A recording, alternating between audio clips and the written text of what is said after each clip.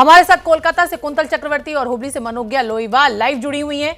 हुबली में प्रधानमंत्री मोदी की रैली भी होनी है। दो खास मेहमान भी हमारे साथ जुड़े हुए हैं, टीएमसी समर्थक राहुल चक्रवर्ती और बीजेपी प्रवक्ता गुरु प्रकाश। मैं रुख करना चाहूंगी मनोज्ञा लोईवाल का। मनोज्ञा बंगाल की राजनीति पर बहुत करीब से नजर रखे हुई हैं। मनोज्ञा, आज अर्जुन सिंह ने एक वीडियो जारी किया है और उसके बाद कुछ कागज भी जारी किए हैं। आपने वो ट्वीट देखा भी होगा जिसमें वीडियो ये कहता है कि जो अभिषेक बैनर्जी हैं वो कह रहे हैं कि मेरी पत्नी तो थाई रेजिडेंट है, यानी थाईलैंड की नागरिक है, पर वो जो MIN नंबर और जो PIN नंबर वो सब तो कह रहा है कि वो भारतीय नागरिक है। इस पर क्या डिटेल आपके पास? बिल्कुल, देखिए ये आरोप प्रत्यारोप का दौर है। एक और अभिषेक बनर्जी ने इससे पहले भी कहा है कि वो भारत की नागरिक नहीं है, उनकी धर्मपत्नी। ऐसे में अब बीजेपी इस पर सवाल उठा रही है। अगर नागरिक नहीं है तो फिर पूरा ब्यौरा दें और अपने बाकी सारे दस्तावेज पेश करें। और अगर भारत में रह रही हैं तो NRI के दर्जे पर हैं या फिर PIA या किस दर्जे पर हैं वो भी साबित करें। लेकिन इन सब के बीच में अभी तक मनोज्ञा, मैं आपको रोक रही हूं, इस समय एक बड़ी खबर आ रही है, मुझे अपने दर्शकों को बतानी है। बीजेपी ने अभिषेक बैनर्जी की पत्नी रुजिरा के नागरिकता को लेकर सवाल उठा दिया है। बीजेपी सांसद अर्जुन सिंह का कहना है कि जब रुजिरा बैनर्जी के पास थाईलैंड का पासपोर्ट है तो फिर वो सरकारी वेबसाइट में उनकी नागरिकता भारतीयता क्यों बताई जा रही है। बड़ी खबर इस समय की हम अपने दर्शकों को दिखा रहे हैं। अर्जुन सिंह ने वो वीडियो भी ट्वीट किया है जिसमें अभिषेक बैनर्जी अपनी पत्नी के थाई नागरिक होने की पुष्टि कर रहे हैं। जैसा कि सवाल भी मैंने मनोज्ञा से उठाया था कि क्योंकि अब बैरकपुर से सांसद अर्जुन सिंह ने ये वीडियो भी ट्वीट कर दिया है जिसमें अभिषेक बैनर्जी का दावा है कि उनकी पत्नी रुजिरा जो है वो थाईलैंड की नागरिक हैं। साथ ही अर्जुन सिंह ने वो दस्तावेज भी पेश कर दिए हैं जिससे ये साफ होता है कि उनकी नागरिकता यानी रुजिरा की जो नागरिकता है वो भारतीय है। तो ये बड़ी खबर इस समय की हम आपको बता रहे हैं। मनोज्ञा मेरे साथ लगातार बनी हुई है। मनोज्ञा, अपनी बात पूरी कीजिए। ये बात है 2 वर्ष पहले की, जब उन्हें वहां पर गिरफ्तारी के लिए सवाल उठ रहे थे रुजिरा के खिलाफ, जो वो थाईलैंड से लौटी थी और उनके पास काफी सारा सोना पाया गया था। और उस पर जब जांच बैठी थी उस पर कई सवाल उठे थे। तृणमूल कांग्रेस का आरोप था क्योंकि चुनाव का समय है 2019 के आसपास, उस समय मनोज्ञा, मैं क्षमा चाहती हूँ, आपको रोक रही हूँ। अर्जुन सिंह जो कि बैरकपुर से सांसद भी हैं और जिन्होंने ये सनसनीखेज आज ट्वीट कर सीधा हमला बोला है, वो हमारे साथ जुड़ रहे हैं फोन लाइन पर। अर्जुन सिंह जी, आपका ट्वीट आज हमने देखा, बीजेपी हमलावर है, ये ऐसा आरोप TMC का है कि आप उन्हें डरा नहीं सकते। क्या डिटेल आपके पास? देखिए वो क्या कहते हैं उससे मैं नहीं जान सकता हूँ, वो तो राजनीतिक वक्तव्य है। लेकिन मैंने जो वक्तव्य दिया है, जो ट्वीट किया है, उसमें स्पष्ट रूप से कहा गया है कि अभिषेक बनर्जी कह रहे हैं कि मेरी पत्नी जो है वो बचपन से वो थाई नागरिक है और उन्हीं की पत्नी जब थाई नागरिक है और जब यहाँ कंपनी में डायरेक्टर बन रही हैं, कंपनी खरीद रही हैं या कंपनी में बिजनेस कर रही हैं, तो वो शो कर रही है कि मैं इंडियन सिटीजन हूँ। तो ये 2 तरह का सिटीजन कहाँ हो सकता है?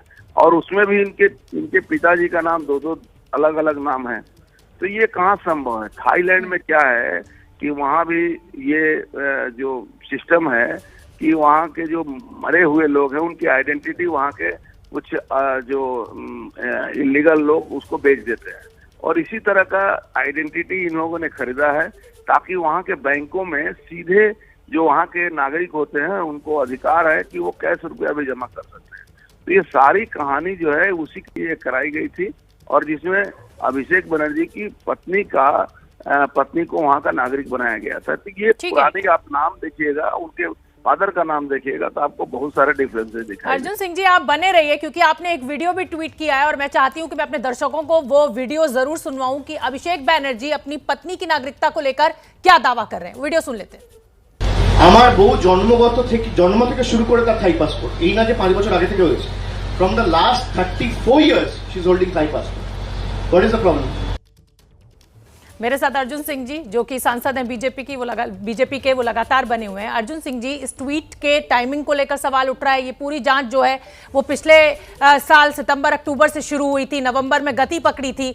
अब अचानक क्योंकि अमित शाह गृह मंत्री के ऊपर मानहानि का दावा किया गया है अभिषेक बैनर्जी के द्वारा, इसलिए ये सब आरोप आपकी तरफ से लगाए जा रहे हैं, ऐसा TMC का कहना है।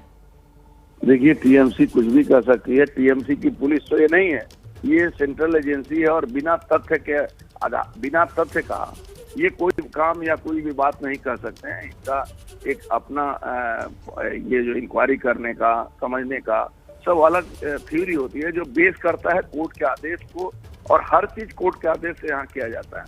तो हमारे ये जो मैंने कहा है वो एकदम उनके बयान के आधार पर मैंने उन पर एक किया है, और मैं व्यक्तिगत रूप से मैं इस पर भी मैं बहुत सारी जानकारी मेरे पास इकट्ठा मैंने किया था, और इकट्ठा करके जो मैं कह रहा हूँ वो बहुत ही दायित्वपूर्ण रूप से मैं इस बात को कह रहा हूँ।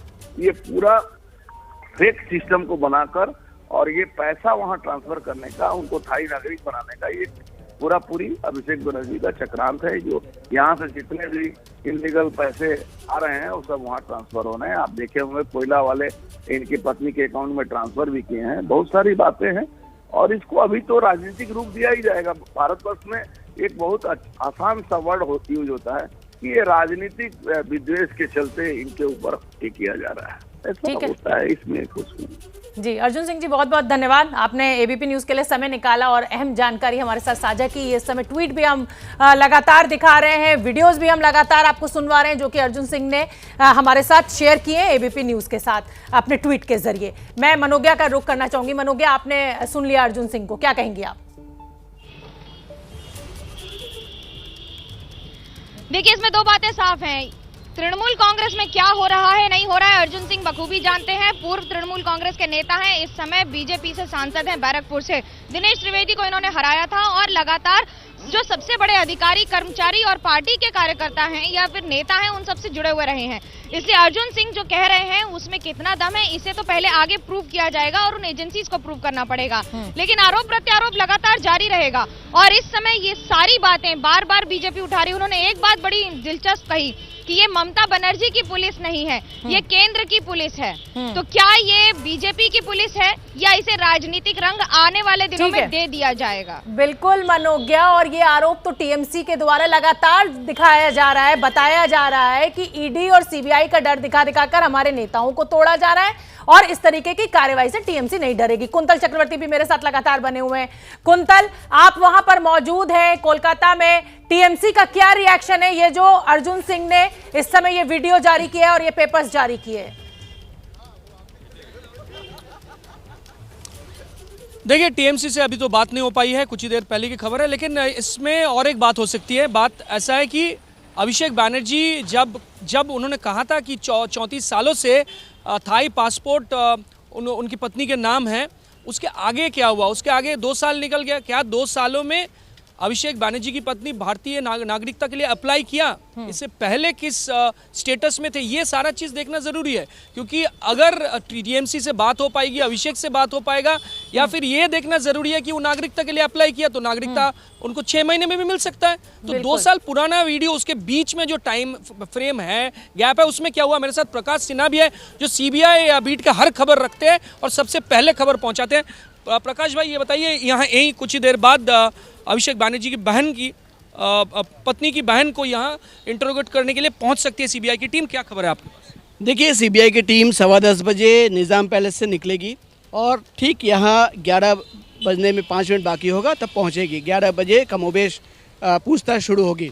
और सीबीआई के अधिकारी जो दावा कर रहे हैं कि कल शाम को जब सीबीआई की टीम यहाँ पहुँची थी, उस वक्त उनकी मुलाकात अभिषेक बैनर्जी की जो साली हैं उनसे हुई थी। वो उस वक्त फ्लैट में ही थी, और उनसे बातचीत के बाद ही ये समय जो है मुकर्रर किया गया है, और कहा गया है कि वो उस वक्त फ्लैट में है। क्यों पूछताछ करना चाहती है सीबीआई अभिषेक बैनर्जी की साली मेनका गंभीर को? सीबीआई के अधिकारी जो बता रहे हैं कि कोयला तस्करी का मामला जो है पिछले नवंबर महीने के बाद से 27 नवंबर को एफआईआर हुआ था, उसके बाद से जांच हो रही है। इस मामले में जब तफ्तीश आगे बढ़ी तो कई कोयला जो माफिया थे उनके घरों पर छापेमारी की गई, वहाँ से दस्तावेज बरामद किए गए, डायरी निकले, और उन्हीं सूत्रों को पकड़ के जब सीबीआई की जांच आगे बढ़ी तभी 2 बैंक अकाउंट, एक बैंकॉक का बैंक अकाउंट, दूसरा लंदन में एक बैंक अकाउंट है जहां भारी मात्रा में, भारी संख्या में, भारी रकम ट्रांसफ़र की गई है।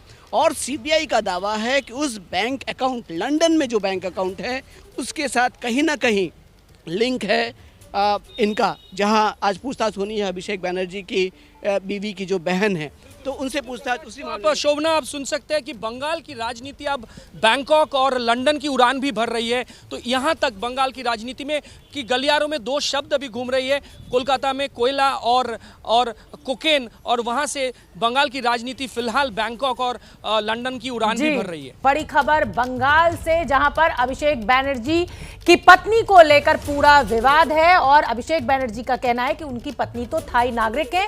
ये बैरकपुर से सांसद हैं बीजेपी के, उन्होंने ट्वीट करके ये जानकारी दी, वीडियो भी सुनवाया अभिषेक बैनर्जी का, जिसमें वो ये कह रहे हैं कि थाई नागरिक है, लेकिन जो दस्तावेज सामने आ रहे हैं उससे ये साफ है कि वो भारतीय नागरिक हैं।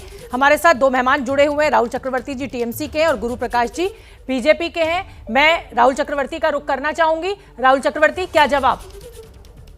मैडम शोभना जी नमस्कार, मेरा नाम राहुल चक्रवर्ती है, मेरा नाम रिजू दत्ता है, प्रवक्ता टीएमसी। तो नाम अच्छा, मैं माफी चाहती हूँ, मेरे पास गलत जानकारी थी।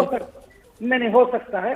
अच्छा, पहले तो मैं ये डिबेट शुरू करने से पहले मैं आपको एक चीज कहना चाहता हूँ कि ये जो पूरा सीबीआई वाला मामला हो रहा है, इसके दो पहलू हैं। एक है अनुक्रम और समय, और दूसरा है पॉलिटिकल मुद्दा।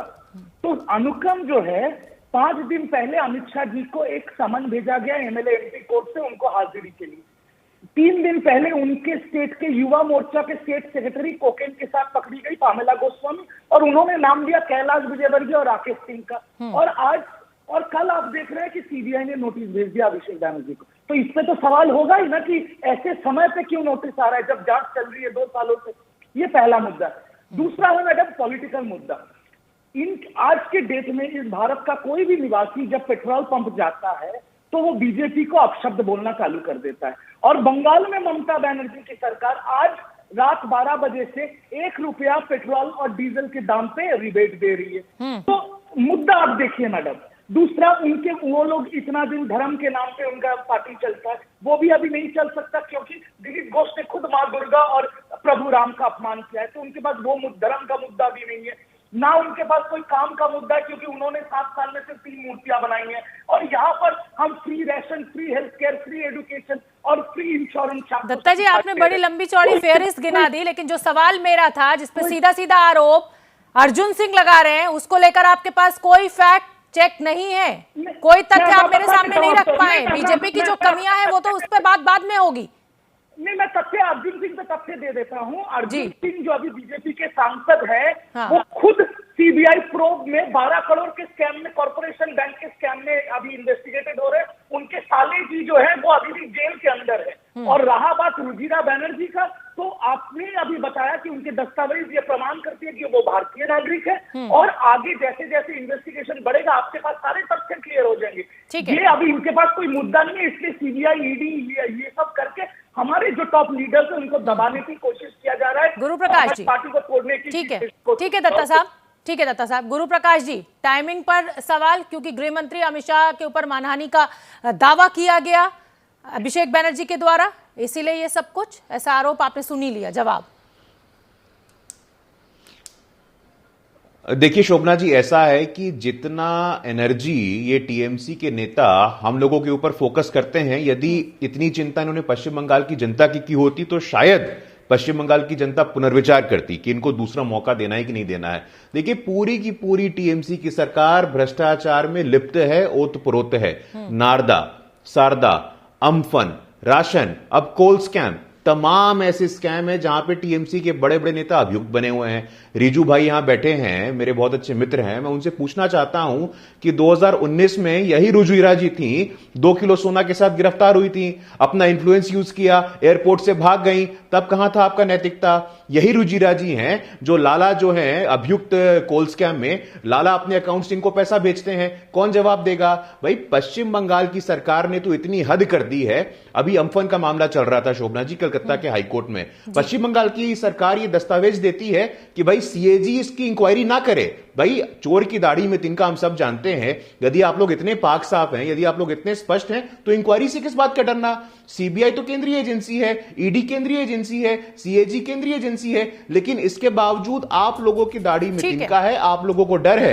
आप लोग जितनी एनर्जी हम लोगों पर लगा रहे हैं, मैं आपको राय दे रहा हूं, पश्चिम बंगाल की जनता की चिंता करिए। बेहिसाब हसरतें मत पालिए, जो मिला है उसको बिल्कुल आऊंगी। बंगाल के सियासी घमासान पर बड़ी बहस लगातार जारी है। हमारे साथ बीजेपी प्रवक्ता गुरु प्रकाश और टीएमसी समर्थक रिजू दत्ता मौजूद है, दो सहयोगी भी मेरे इस समय फील्ड में मौजूद है। मैं टीएमसी समर्थक रिजू दत्ता का रुख करना चाहूंगी। रिजू दत्ता, मैं जानना चाहूंगी रुजिरा बनर्जी थाईलैंड की नागरिक है या भारत की नागरिक? देखिए, टीएमसी के प्रवक्ता है रिजू दत्ता जी। देखिए, दस्तावेज जब आएंगे रुजिरा बनर्जी जी का, तो वो तो आपके सामने और सीबीआई के सामने भी आ जाएगा।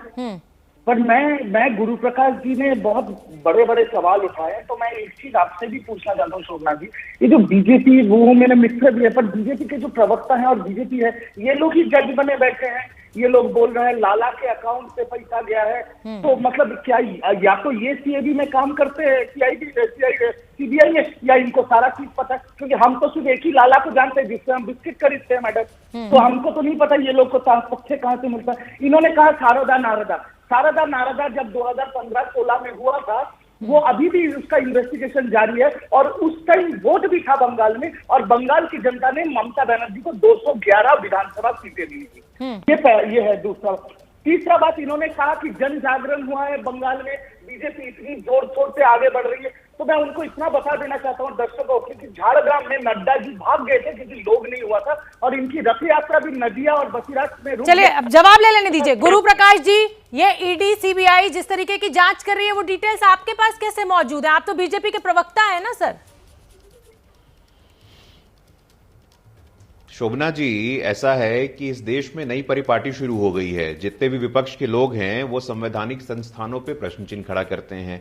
सुप्रीम कोर्ट आपके खिलाफ चले जाए, सुप्रीम कोर्ट खराब है। आप चुनाव हार जाइए तो चुनाव आयोग तक खराब है। देखिए रिजू भाई, आपको मैं धन्यवाद करूंगा कि आज पश्चिम बंगाल में खासकर कलकत्ता की जनता को नावपाड़ा से लेकर के दक्षिणेश्वर तक जो नया मेट्रो लाइन मिलने वाला है, उसके लिए आप लोग को बहुत सुविधा होगी। इसीलिए आप लोग अगर काम पे ध्यान दिए होते, विकास पे ध्यान दिए होते, तो आज ये स्थिति नहीं हुई होती। मानव तस्करी में पश्चिम बंगाल नंबर 1। आप लोग सोशियो इकोनॉमिक डेटा शेयर नहीं करते हम लोग के साथ में। जहां तक राजनीति की बात है, टीएमसी में और भी तो काबिल नेता हैं। क्या अकेले दीदी हैं? क्या अकेले अभिषेक बनर्जी है? जो भतीजा बचाओ आंदोलन, जन कल्याण नहीं भतीजा कल्याण पे आप लोग जवाब दीजिए ना गुरु प्रकाश, ये जानकारी आपके पास कैसे मौजूद है? किस खाते में कितने ट्रांसफर हुए, कहां कहां किस किस देश में ये खाते मौजूद हैं? मैं ये जानना चाहती हूँ। To the point question, to the point answer दीजिए। ये जानकारी आपके पास कैसे? शोभना जी, हाँ नहीं, टू द पॉइंट एलिगेशंस हैं, ये आरोप हैं, ये हर अखबार में हैं, और ये एलिगेशंस को टेस्ट करना निश्चित रूप से सीबीआई का काम है। सीबीआई अपना काम कर रही है, जांच कर रही है, आरोपों के आधार पर बोल रहा था। आज इंडियन एक्सप्रेस में स्टोरी आई है, हर अखबार में स्टोरी आई है, उस आधार पर मैं अपनी बात को कह रहा हूं। एलिगेशंस है, मैं ये नहीं बोल रहा हूं कि मैं कोर्ट हूं या जुडिशियल प्रोसेस अपना काम कर रही है, लेकिन कोर्ट पे निष्ठा भी तो होनी चाहिए ना। कोर्ट पे निष्ठा ही नहीं है आप लोगों की, ईडी पे निष्ठा ही नहीं है आप लोगों की, सीबीआई पे निष्ठा ही नहीं है आप लोगों की, तो समस्या इस बात से है। मनोज्ञा, आप दोनों ही पक्षों को सुन रही हैं। आरोप प्रत्यारोप का जो दौर है वो लगातार जारी है, और ये जमीन से लेकर पूरे जब तक चुनाव खत्म नहीं हो जाएगा तब तक ये जारी रहने वाला है। आपका क्या अपडेट है इस खबर पर?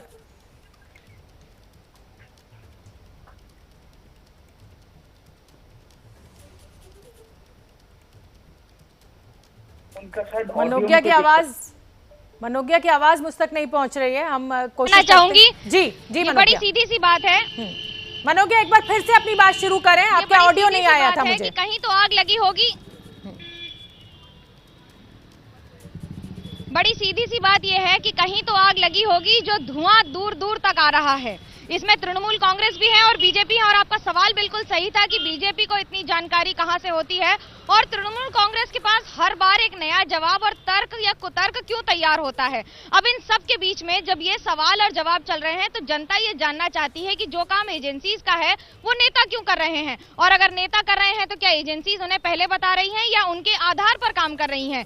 आप दोनों ने, अभी तक ये पहली बार नहीं है, जब सीबीआई गई थी राजीव कुमार के घर पर तो मुख्यमंत्री ममता बनर्जी 3 फरवरी 2019 को धरने पे बैठ गई थी, और उसके बाद लगातार ये एपिसोड चलते रहे हैं। अब अगर सीबीआई बार बार नोटिस भेज रही है और कह रही है कि हमें मुलाकात करनी है और जानकारी देनी है, तो जानकारी देने में हर्ज क्या है? उसमें सवाल क्यों उठाए जा रहे हैं? आप कह रहे हैं कि एजेंसीज के साथ कोऑपरेट करना चाहिए, तो जो कह रहे हैं वो ही कर दीजिए। बिल्कुल ठीक है। मैं अब रिजू दत्ता जी आपका रुख करना चाहूंगी। आपने मनोज्ञा को भी सुन लिया, गुरु प्रकाश को भी आपने सुन लिया। ये जो आरोप प्रत्यारोप का दौर चल रहा है ना, एक दूसरे को नीचा दिखाने का, मानहानि का दावा, इसमें कहीं जो बंगाल की जनता के असली मुद्दे हैं वो पीछे छूटते हुए नजर आ रहे हैं। मैंने शोभना जी, मैंने तो इसीलिए तो शुरुआत में ही कहा था कि बंगाल की जनता को तो टीएमसी के साथ ही उनको कोई दिक्कत ही नहीं है। उनको free ration, free education, free health care मिल रहा है, उनको इन मुद्दों से क्या दिक्कत है। पर वो ये देख के हैरान है कि किस हद तक बीजेपी गिर चुका है। आप एक चीज सोचिए, मनोज जी एक बहुत वरिष्ठ पत्रकार है, उन्होंने सबसे सही चीज को पकड़ा था अर्जुन सिंह का, कि ये ममता का पुलिस नहीं है तो क्या ये मोदी का पुलिस है। उन्होंने अभी राजीव कुमार जी का जिक्र किया। आपको ये भी पता होना चाहिए, जब 2019 में राजीव कुमार जी को सीबीआई ने ऐसे फांसने की कोशिश की थी, तब भी जनरल इलेक्शन था इस देश में, और तब भी बीजेपी कंटेस्ट कर रही थी टीएमसी के साथ बंगाल में, ताकि उनका थोड़ा बेस बन पाए। तो ये जो समय है, ये जो सीक्वेंस है, ये जो अनुक्रम है, ये सबको पता चल रहा है। लेकिन एक सवाल तो उठेगा ना रिजू दत्ता, जब आप सीबीआई की क्रेडिबिलिटी पर सवाल खड़ा करते हैं, उसको केंद्र की एजेंसी कहते हैं, तो क्या आप उन तमाम अधिकारियों का, उस एजेंसी का अपमान नहीं करते हैं?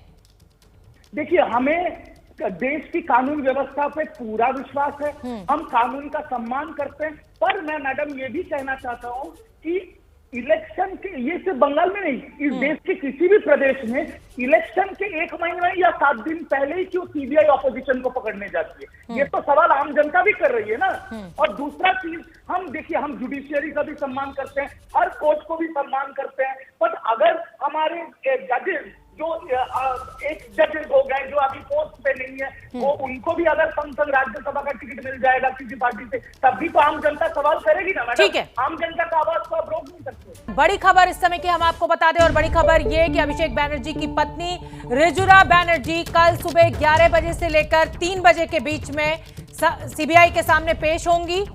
ये जानकारी रुजिरा बैनर्जी की तरफ से आई है। मेरी सहयोगी मनोज्ञा लगातार हमारे साथ बनी हुई है। मनोज्ञा, क्या अपडेट इस खबर पर? जी, रुजिरा बैनर्जी कल तैयार हैं और इन्वेस्टिगेशन के लिए सीबीआई से पूछताछ करना चाहती है सीबीआई उनके साथ, उनके अकाउंट्स, उनके डिटेल्स और बाकी सारी चीजों के बारे में, उसके लिए तैयार हैं। कल 11 से 3 का समय दे दिया है और कह दिया है नोटिस पर रिस्पॉन्ड करते हुए कि मैं इस तफ्तीश में शामिल होंगी। ये बड़ी बात है, क्योंकि अब तक आरोप लगाए जा रहे थे कि नॉन कोऑपरेशन हो सकता है, और इन सब चीजों को दरकिनार करते हुए रुजिरा ने चिट्ठी लिखकर ये साफ कर दिया है कि कल इन्वेस्टिगेशन के लिए वो तैयार है, पूछताछ के लिए तैयार है सीबीआई द्वारा। मनोज्ञा, बहन मेनका के ऊपर भी ये शिकंजा लगातार कसता हुआ नजर आ रहा है, उनको भी नोटिस जारी किया गया था, उसको लेकर कोई जानकारी? नहीं, आज अभी 11 बजे उनके साथ सीबीआई मुलाकात करेगी, उनके घर जाएगी, उसके बाद वहां पूछताछ करेगी, उसके बाद अगला चरण उसका निश्चित किया जाएगा। लेकिन फिलहाल ये बड़ी बातें हैं, क्योंकि जो दोनों परिवार हैं, दोनों परिवार के पीछे जो सीबीआई बार बार सवालों का जखीरा लेकर चल रही है, उसमें जवाब क्या आएगा ये बड़ा दिलचस्प होगा, क्योंकि वो बंगाल की राजनीति के लिए भी बहुत महत्वपूर्ण होगा। अब तक मुख्यमंत्री ममता बनर्जी पर जो भी आरोप लगे हैं, उनके निजी जिंदगी पर कभी नहीं लगे हैं। ये पहला मौका होगा जब ममता बनर्जी के परिवार के किसी सदस्य पर, यानी कि उनके खुद के बहुरानी कह लीजिए, क्योंकि भतीजे की बीवी बहुरानी ही हुई, और इन सब के बीच में ये पहला मौका होगा जब इस तरह के पर्सनल सवाल, खास तौर से फाइनेंशियल जिसे कहेंगे आप, वित्तीय मामले में इस तरह की पूछताछ। मनोज्ञा, एक और बड़ी खबर आ रही है, ममता सरकार के मंत्री फिरहाद हाकिम की बेटी को ईडी का सम्मन, मेट्रो डेयरी घोटाले को लेकर यह सम्मन दिया गया है। तो ममता सरकार के मंत्री फिरहाद हाकिम की बेटी को ईडी का नोटिस, अभिषेक बैनर्जी उनकी पत्नी को नोटिस, उनकी साली को नोटिस। मनोज्ञा, ये हो क्या रहा है? अचानक सारे घोटालों में जांच में बड़ी तेजी दिखाई दे रही है।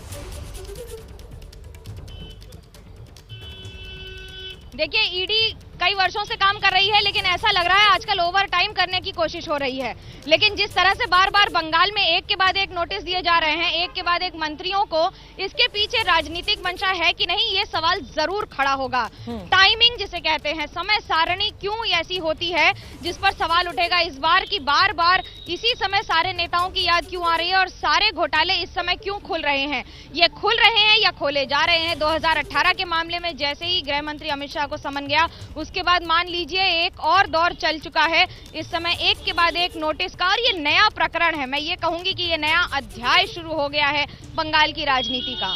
बिल्कुल मनोज्ञा, आप बनी रही है हमारे साथ, और जैसा कि मनोज्ञा लगातार कह रही हैं कि लगता है कि ईडी और सीबीआई जो है वो ओवरटाइम कर रही है, और इसीलिए एक के बाद एक टीएमसी के नेताओं को ईडी और सीबीआई के द्वारा सम्मन किया जा रहा है, जो जांच उनके खिलाफ चल रही है। मेरे साथ मेहमानों का एक बड़ा पैनल जुड़ा हुआ है, एक के बाद एक टीएमसी के नेताओं के रिश्तेदारों तक ईडी और सीबीआई के सम्मन पहुंचने लगे हैं। गुरु प्रकाश जी मेरे साथ बीजेपी के नेता है, रिजू दत्ता जो है वो टीएमसी के प्रवक्ता हैं, मनोज्ञा मेरी सहयोगी भी लगातार हमारे साथ बनी हुई है। गुरु प्रकाश जी, जैसा कि अभी मनोज्ञा ने भी जिक्र किया, ईडी और सीबीआई के अधिकारी क्या ओवरटाइम करने लगे हैं?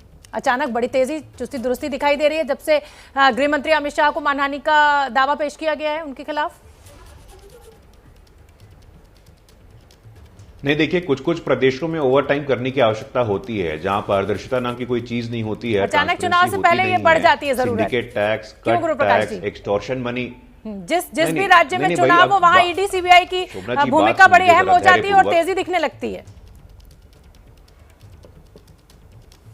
आपका प्रश्न पूरा हो गया तो मैं जवाब दे दूं? बिल्कुल दे दें, बिल्कुल दे दें, बिल्कुल मेरी आज्ञा है, दे दें आप जवाब। नहीं, जरा ध्यानपूर्वक सुनिए अब। हाँ, नहीं, बिल्कुल बिल्कुल नहीं, देखिए, कुछ प्रदेशों में जहां पारदर्शिता नाम की कोई चीज नहीं होती है, पश्चिम बंगाल में एक्सटॉर्शन होता है, किसी से छुपा हुआ है क्या? आप कलकत्ता में नया दुकान खोलना चाहती हैं, पश्चिम बंगाल में कोई नया वेंचर शुरू करना चाहती हैं, एक्सटॉर्शन किसको देना पड़ता है? अब आखिरकार कब तक ये परिपाटी चलती रहेगी?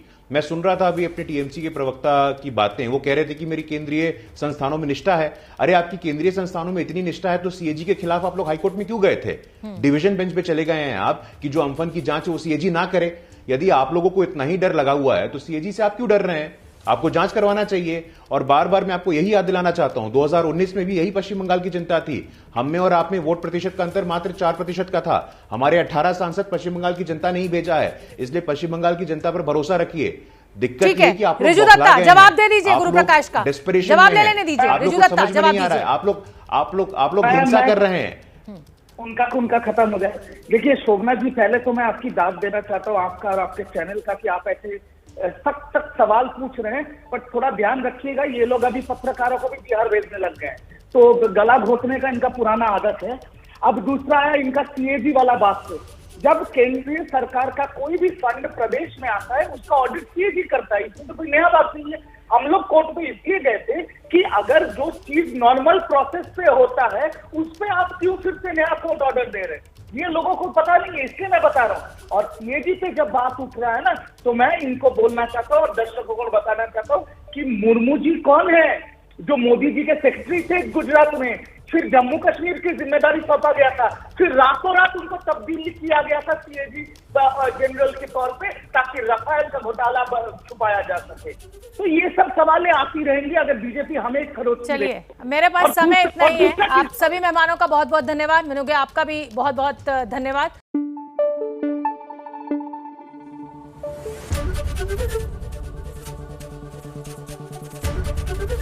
एबीपी न्यूज आपको रखे आगे।